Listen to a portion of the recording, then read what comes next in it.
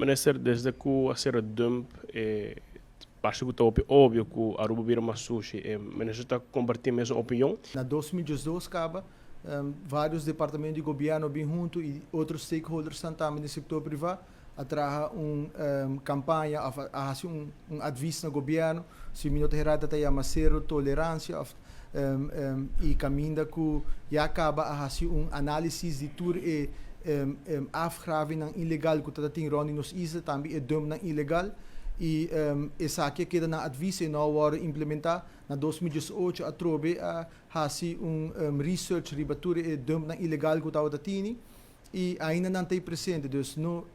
na 2012 e na 2018 é dump de parquinho de boss não estava, será? Então se acaba não estava tendo problema aqui de dump ilegal onde nos islas e com gente não estava tira desperdício de mundo e dus essa aqui não está algo de awor com a ser dump, pero me te quer awor que nana é tá bode lupa, dus bode vergrootglas que tudo gente tá wake e me te quer que manejo que nós ribando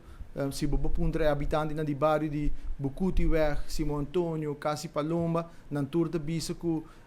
panang essa aqui alívio passou para hopi anos, para décadas nanga biba com molester grande para o que trata e dump de parquinho de boss. Dus minister, não está síndico desde a ser dump, a Aruba vira uma sushi?